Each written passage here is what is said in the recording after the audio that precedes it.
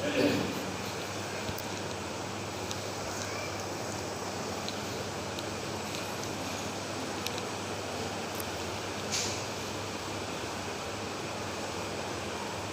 لله نحمده ونستعينه ونستغفره ونؤمن به ونتوكل عليه ونعوذ بالله من شرور أنفسنا ومن سيئات أعمالنا من يهده الله فلا مضل له ومن يضلله فلا هادي له وأشهد أن لا إله إلا الله وحده لا شريك له وأشهد أن محمدا عبده ورسوله أما بعد فإن خير الحديث كتاب الله وخير الهدي هدي محمد صلى الله عليه وسلم وشر الأمور محدثاتها وكل محدثة بدعة وكل بدعة ضلالة وكل ضلالة في النار. أعوذ بالله من الشيطان الرجيم. بسم الله الرحمن الرحيم.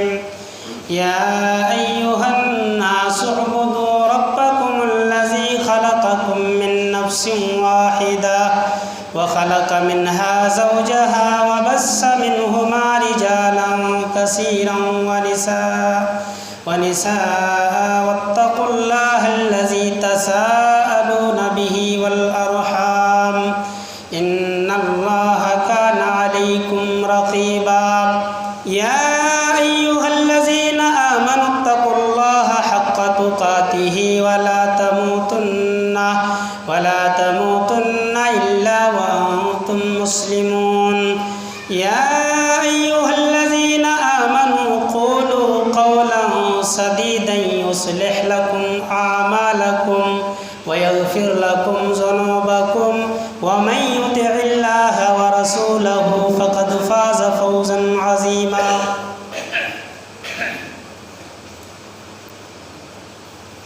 برادران اسلام، حاضرین جمعہ، دوستوں، بزرگوں، عزیز بچوں،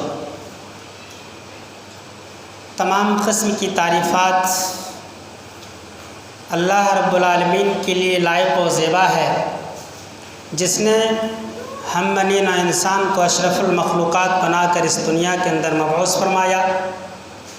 بادہ درود و شریف کی ڈالیاں نچھاور ہو تمام نبیوں پر، بالخصوص ہماری آخری نبی جناب محمد رسول اللہ صلی اللہ علیہ وسلم پر.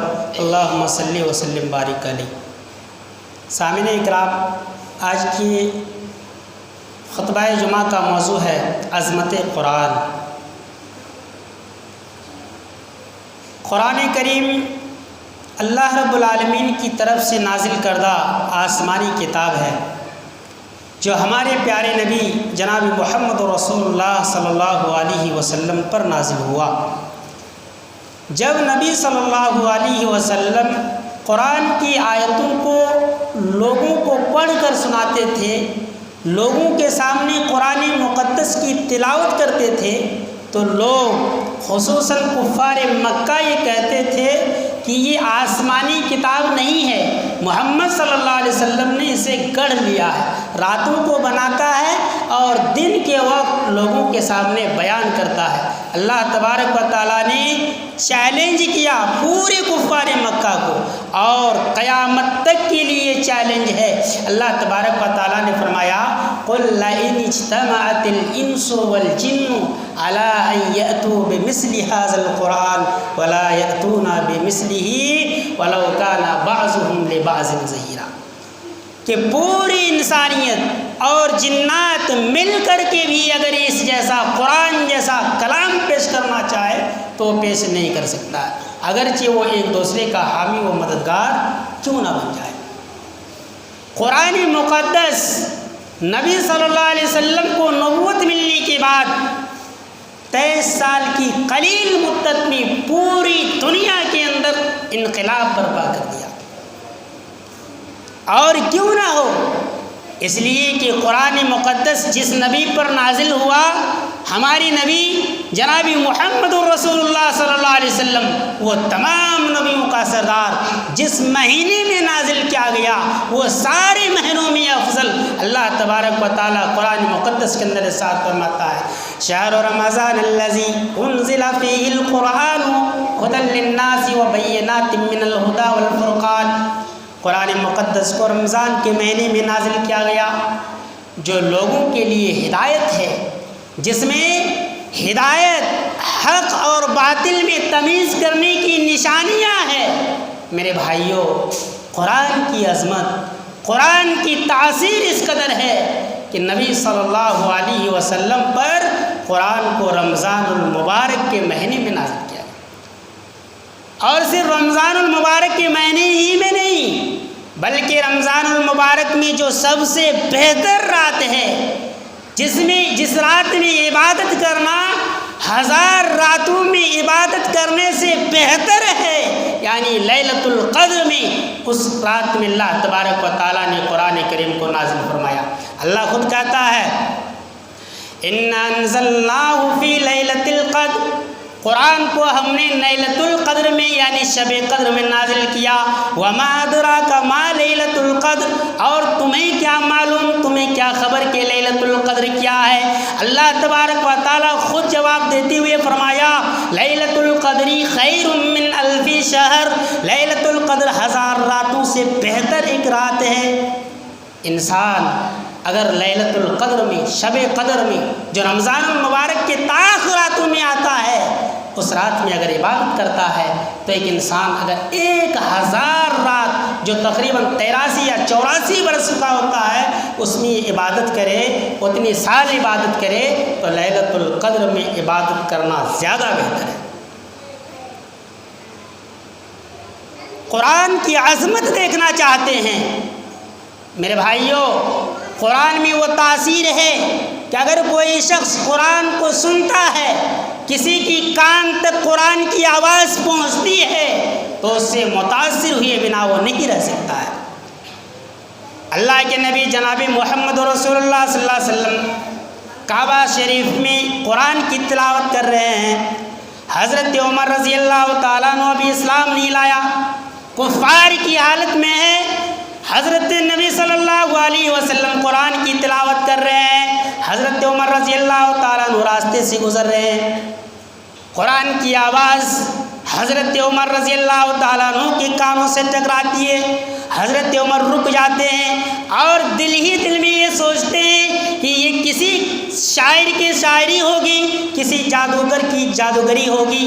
اتنے میں اللہ کے نبی صلی اللہ علیہ وسلم سورہ حاقہ کی تلاوت کرتے ہیں اور اس آیت میں پہنچتے ہیں وَمَا هُوَ بِقَوْلِ شَاعِرٍ، کہ یہ قرآن کسی شاعر کا شاعری نہیں ہے، یہ کسی شاعر کا کلام نہیں ہے۔ حضرت عمر رضی اللہ تعالیٰ عنہ پھر سوچتے ہیں کہ ہو سکتا ہے یہ کسی کاہن کی کوانت ہوگی، کسی جادوگر کا منتر ہوگا۔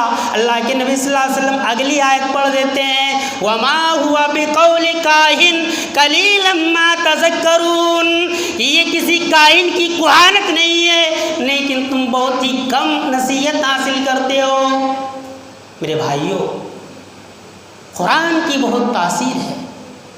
اسی سورت کے اندر اللہ تبارک و تعالیٰ نے فرمایا تنزیل من رب العالمین، یہ قرآن اللہ رب العالمین کی جانب سے نازل کردہ کتاب ہے۔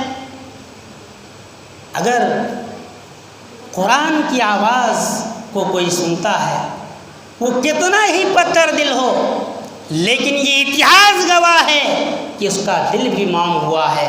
حضرت عمر رضی اللہ تعالیٰ عنہ اس وقت کافر تھے، کفر اور بدعت و خرافات کا غلبہ تھا، اس وقت تو اسلام قبول نہیں کیا، لیکن جب اسی قرآن کی آواز اپنی بہن حضرت فاطمہ رضی اللہ تعالیٰ عنہ کی زبانی سنی تو حضرت عمر رضی اللہ تعالیٰ عنہ اسلام کے اندر داخل ہو گئے، اسلام قبول کر لیا۔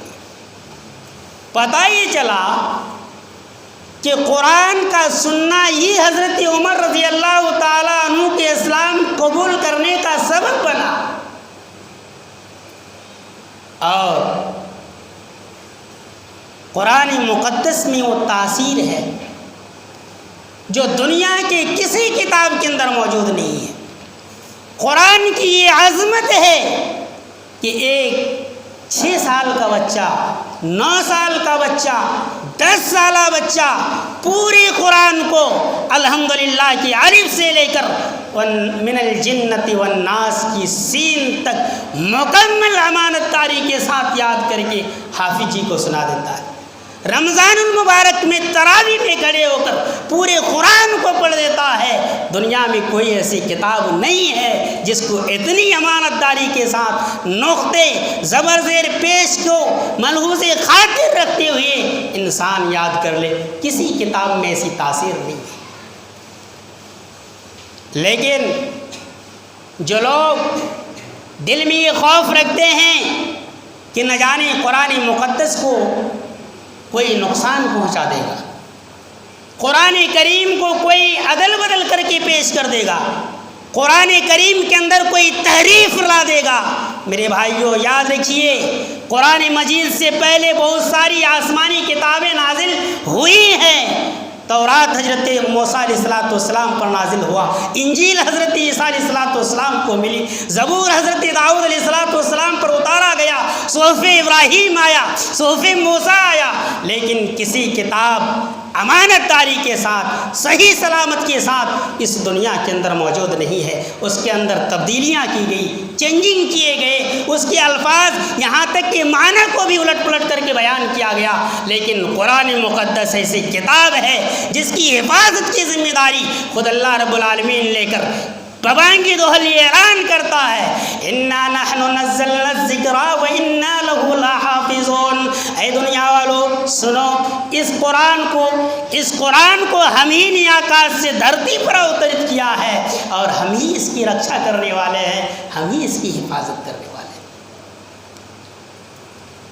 جس قرآن کی حفاظت کا ذمہ دار خود اللہ تبارک و تعالیٰ ہے، کیا دنیا کی کوئی طاقت اس میں تبدیلی لا سکتی ہے؟ ہرگز نہیں۔ لیکن اتہاس گواہ ہے جن لوگوں نے قرآن مقدس کے ساتھ کھلواڑ کرنا چاہا، اللہ رب العالمین کے چیلنج کو ایکسپٹ کیا، قرآن میں تبدیلی لانے کی کوشش کی، اللہ تبارک و تعالیٰ نے اسے کسی گھاٹ کا نہیں چھوڑا، دنیا میں بھی ذلیل کیا، آخرت میں بھی ان کے لیے دردناک عذاب ہے۔ میرے بھائیوں یہ اللہ رب العالمین کا وعدہ ہے کہ قرآن مقدس کو اتارا ہے اللہ رب العالمین نے، اور اس کی حفاظت بھی اللہ رب العالمین کے ذمہ ہے۔ قرآن کریم ایک ایسی کتاب ہے جس کے پڑھنے سے ایک ایک حرف پر 10 نیکیاں ملتی ہیں۔ دنیا میں بہت ساری کتابیں پڑھی جاتی ہیں، لیکن قرآن کا یہ عظمت ہے کسی کتاب کے اندر نہیں، چاہے وہ حدیث ہی کیوں نہ ہو، نیکیاں ضرور ملتی ہے، لیکن قرآن کریم کو پڑھنے میں جو نیکیاں ہیں، جو ثواب ہے، جو اجر ملتا ہے، دنیا کی کوئی ایسی کتاب نہیں ہے جس میں اتنی ثواب، اتنا اجر اللہ تبارک و تعالیٰ اس کو عطا کرتا ہے۔ اور یہ ہماری بات نہیں ہے، حضرت عبداللہ بن مسعود رضی اللہ تعالیٰ عنہ راوی حدیث ہیں، فرماتے ہیں کہ نبی کائنات جناب محمد رسول اللہ صلی اللہ علیہ وسلم نے فرمایا، من قرأ حرفا من کتاب اللہ فلہ حسنۃ والحسنۃ بعشر امثالها، لا اقول الف لام میم حرف بل الف حرف ولام حرف ومیم حرف۔ صحیح حدیث ہے۔ نبی کائنات جناب محمد رسول اللہ صلی اللہ علیہ وسلم نے اس حدیث کے اندر فرمایا کہ اگر کوئی شخص قرآن مقدس سے ایک حرف پڑھتا ہے تو اس کے لیے 1 نیکی ہے، اور وہ 1 نیکی 10 نیکیوں کے مثل ہے۔ پتہ یہ چلا کہ قرآن مقدس کی اگر 1 حرف پڑھتا ہے تو اس کے لیے 10 نیکیاں ہیں، اور اللہ کے نبی صلی اللہ علیہ وسلم فرماتے ہیں، لا اقول الف لام میم حرف میں یہ نہیں کہتا ہوں کہ الف لام میم ایک حرف ہے، بل الف حرف و لام حرف و میم حرف، بلکہ الف ایک حرف ہے، لام ایک حرف ہے، میم ایک حرف ہے۔ پتہ یہ چلا کہ اگر کوئی مسلمان، کوئی انسان سورہ بقرہ کی پہلی آیت الف لام میم پڑھتا ہے تو اس کو 10 نیکیاں ملتی ہیں، اور اس آیت کے اندر 3 حرف ہے، الف ایک حرف ہے، لام ایک حرف ہے، میم ایک حرف ہے، تو اگر کوئی اس آیت کو پڑھتا ہے تو اس کو 30 نیکیاں ملتی ہیں۔ ذرا تصور کیجیے، جو شخص حافظ قرآن ہے، پوری قرآن کو پڑھتا ہے، اللہ تبارک و تعالیٰ اس کے نامۂ اعمال میں کتنا اجر و ثواب لکھتا ہے۔ جو ایک پارہ پڑھتا ہے، ایک صفحہ پڑھتا ہے، کتنے حروف آتے ہیں، ذرا تصور کیجئے میرے بھائیوں کہ اللہ تبارک و تعالیٰ اس کے نامۂ اعمال میں کتنا ثواب لکھتا ہے۔ اسی لیے یہ عزم لے کر اٹھیے اور یہ پیغام لے کر کے جائیے کہ آج سے ایک بھی دن ہمارا قرآن کے بغیر زندگی نہیں گزرے گی۔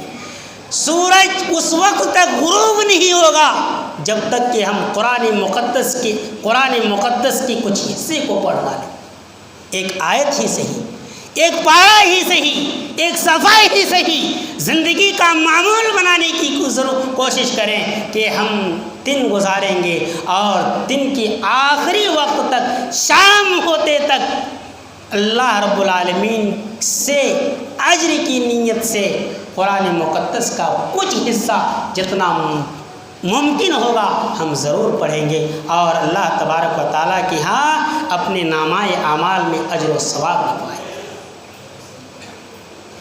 میرے بھائیوں، قرآن مقدس ایک ایسی کتاب ہے کہ اس کے اندر اس قدر تاثیر ہے کہ جب قرآن مقدس نازل ہوا،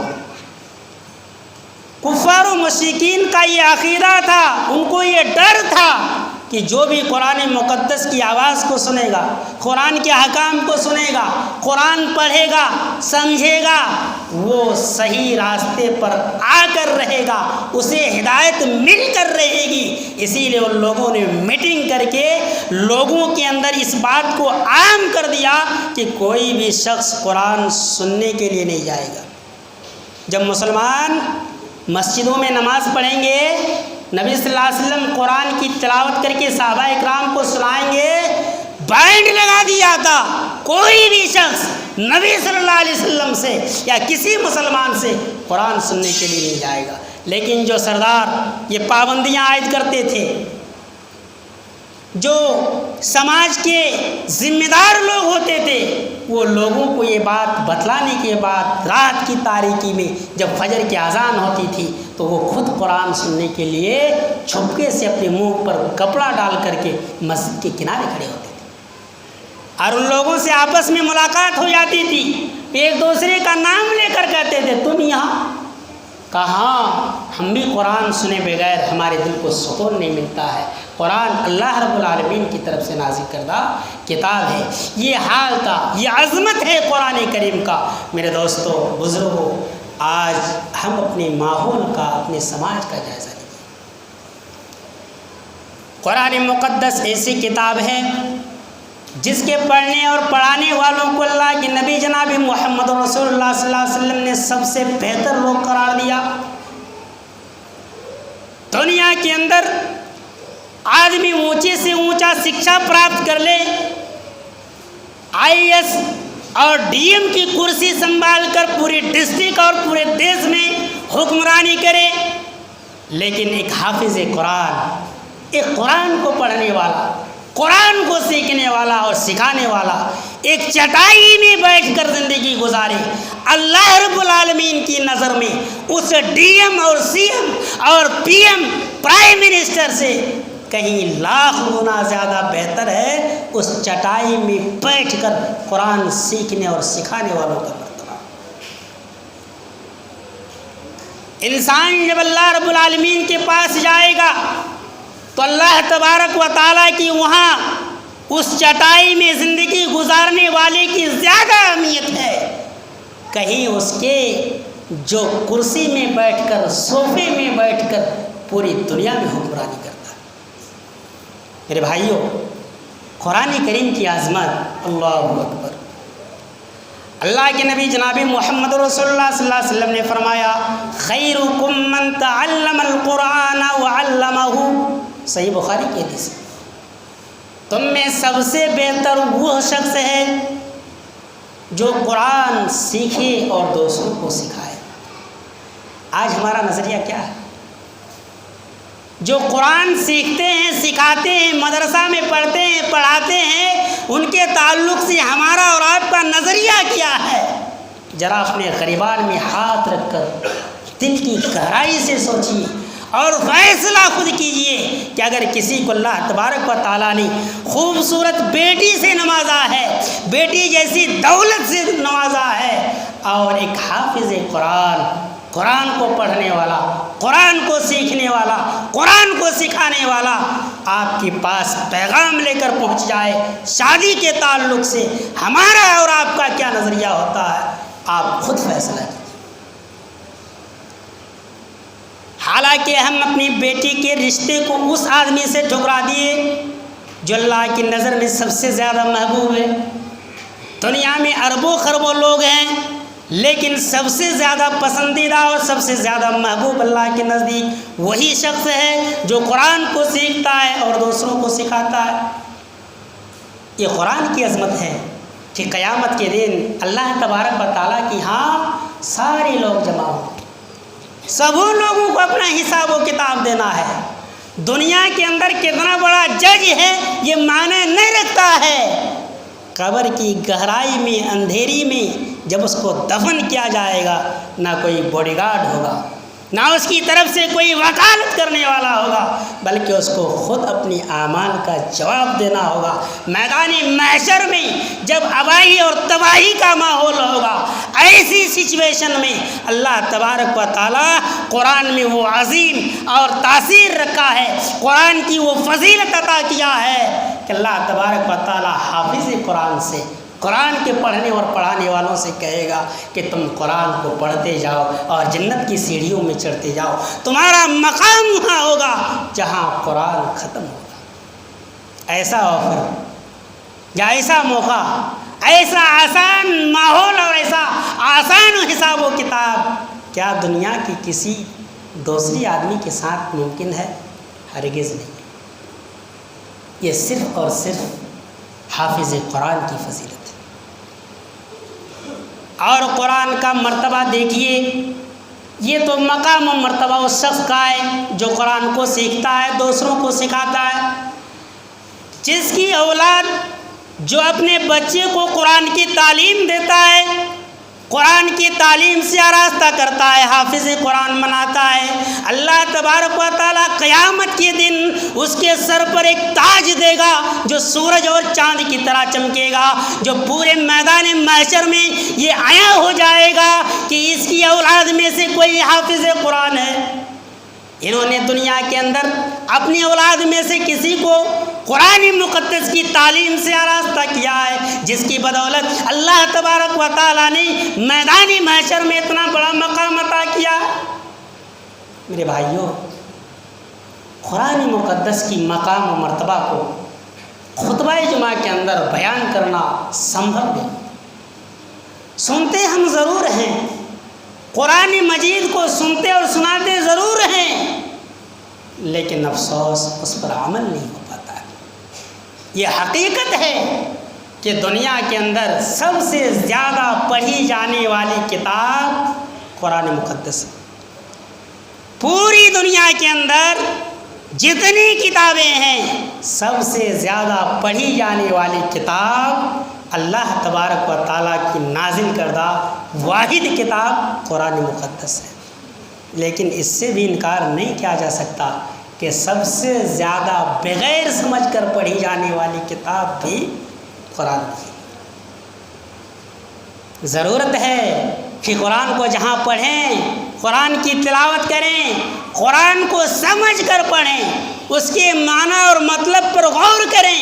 یہ ضروری نہیں ہے کہ قرآن کو سمجھنے کے لیے عربی جاننا ضروری ہے، کچھ مولوی ملاؤں نے، کچھ کٹ ملاؤں نے سماج کے اندر، عوام الناس کے اندر ایک افواہ پھیلا دیا ہے، قرآن کو سمجھنا تمہارے بس کی بات نہیں، قرآن کو ہر شخص نہیں سمجھ سکتا ہے۔ ایک طرف یہ مولوی کا فرمان، دوسری طرف اللہ رب العالمین خود فرماتا ہے وَلَقَدْ يَسَّرْنَا الْقُرْآنَ لِلذِّكْرِ فَهَلْ مِن مُّدَّكِرٍ۔ اے دنیا والو، قرآن کو سمجھنے کے لیے، قرآن کو سیکھنے کے لیے، قرآن کو یاد کرنے کے لیے ہم نے آسان کر دیا ہے کوئی جو قرآن سے نصیحت حاصل کرنے والا ہو؟ ہے کوئی جو قرآن کو یاد کرنے والا ہو؟ ایک طرف اللہ خود کہتا ہے قرآن میں، دوسری طرف ہمارے مولوی کیا کہتے ہیں؟ قرآن تم نہیں سمجھ سکتے۔ کیوں؟ اس کو پتہ ہے کہ قرآن کو اگر پڑھنا شروع کر دیا، قرآن کے الفاظ کے اندر، معنی کے اندر غور و فکر کرنا شروع کر دیا، تو جو پیٹ کی دکانیں چلتی ہے 13ویں کے نام پر، 40ویں کے نام پر، میلاد کے نام پر، ساری دکانیں بند ہو جائیں گی۔ انہیں اس بات کا ڈر ہے، اسی لیے عوام کے اندر یہ غلط افواہیں پھیلا دیا ہے کہ قرآن کو سمجھنا سب کے بس کی بات نہیں ہے۔ میرے بھائیوں، ہمارا اور آپ کا ایمان اللہ رب العالمین پر ہے۔ اللہ خود اعلان کرتا ہے کہ ہم نے قرآن کو، وہ بھی لفظ تاکید لقد کے ساتھ استعمال کیا کہ وَلَقَدْ يَسَّرْنَا الْقُرْآنَ لِلذِّكْرِ فَهَلْ مِن مُّدَّكِرٍ۔ ہم نے قرآن کو آسان کر دیا ہے کوئی جو اس سے نصیحت حاصل کرے؟ اس لیے ہمارا یہ ماحول ہونا چاہیے کہ ہم جب تک زندگی گزاریں گے، قرآن کے بنا زندگی گزارنا نہیں چاہیے۔ ہمیں قرآن کے بنا زندگی نہیں گزارنی ہے۔ اگر یہ انسان عزم کر لے، پختہ یقین کے ساتھ یہ عہد کر لے، آج کے بعد سے دن میں کم از کم 1 صفحہ ہی صحیح، 2 لائن ہی صحیح، جب تک قرآن کی تلاوت نہیں کر لیتے ہیں، ہمارا دن نہیں گزرے گا، ہماری رات نہیں گزرے گی جب تک ہم قرآن مقدس کی تلاوت نہ کر لیتے ہیں۔ لیکن میرے بھائیوں، ایک بات میں آپ کو یہ پیغام دینا چاہتا ہوں۔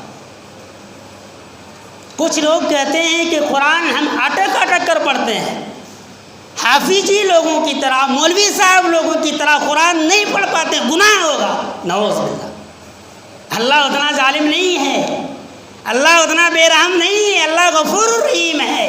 اگر کوئی شخص قرآن مقدس کو اچھی آواز میں طرز کے ساتھ پڑھتا ہے، مخرج اور تجوید کے ساتھ پڑھتا ہے، اللہ تبارک و تعالیٰ اس کو جو نیکیاں دے گا، اللہ تبارک و تعالیٰ جو اس کو اجر سے نوازے گا، ایک اس کے مقابل میں ایک جاہل آدمی، ایک ان پڑھ آدمی قرآن کو اٹک اٹک کر پڑھتا ہے، لیکن وہ کوشش کرتا ہے جیسے ایک قاری پڑھتا ہے الف لام میم ذالک الکتاب لا ریب فیہ ھدی للمتقین، لیکن اسی جگہ اگر ایک جاہل آدمی جو قرآن نہیں جانتا ہے، قرآن پڑھنے نہیں آتا ہے، اٹک اٹک کر پڑھتا ہے الف لام میم ذالک الکتاب، اس طریقے سے اٹک اٹک کر پڑھتا ہے، تو اللہ تبارک و تعالیٰ اس کو محنت کرنے کا بھی اجر دے گا۔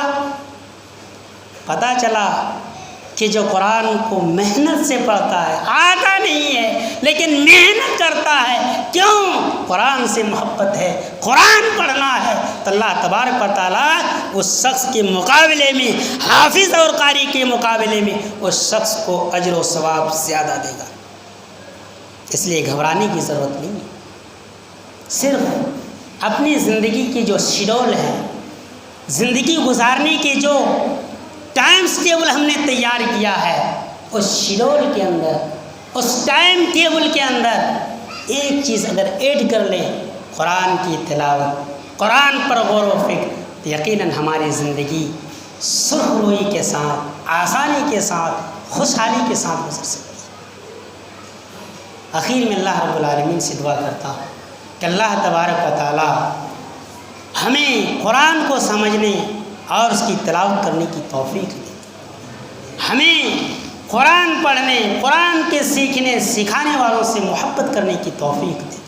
اے مولا کریم، ہم سے جو غلطیاں، جو گناہ سرزد ہو گیا ہے، مولا کریم ہم اس پر شرمندہ ہیں، تو ہمارے گناہوں کو معاف فرما، تو بخشنے والا، رحم کرنے والا ہے۔ اے مولا کریم، ہم میں سے جو گناہ گار ہیں، خطا کار ہیں، مولا کریم تیرے در پہ دعا کرتے ہیں مولا، تو ہمارے گناہوں کو، خطاؤں کو معاف فرما۔ ہم میں سے جو بیمار ہیں ان کی بیماریوں کو دور عطا فرما۔ اللہ رب العالمین ہم میں سے جو پریشان ہیں تو ان کی پریشانیوں کو دور فرما۔ جو مسلمان دشمنوں کے نرغی میں جی رہا ہے مولا کریم تو ان کی حفاظت فرما، آمین۔ تقبل یا رب العالمین۔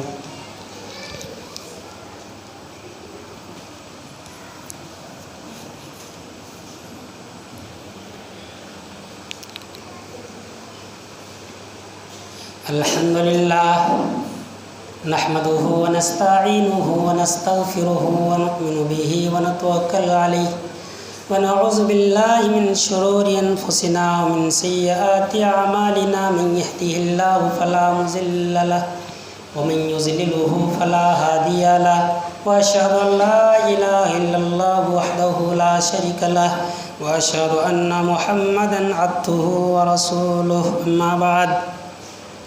بسم اللہ الرحمن الرحیم۔ قل هو اللہ احد اللہ الصمد لم یلد ولم یولد ولم یکن له کفوا احد۔ اللہم صلی علی محمد وعلى آل محمد كما صليت على إبراهيم وعلى آل إبراهيم إنك حميد مجيد۔ اللهم بارك على محمد وعلى آل محمد كما باركت على إبراهيم وعلى آل إبراهيم إنك حميد مجيد۔ اللهم انصر من نصر دين محمد صلى الله عليه وسلم واجعلنا منهم۔ اللهم انصر من نصر دين محمد صلى الله عليه وسلم واجعلنا منهم۔ اللهم اخذل من خذل دين محمد صلى الله عليه وسلم ولا تجعلنا منهم۔ اللهم اخذل من خذل دين محمد صلى الله عليه وسلم ولا تجعلنا منهم۔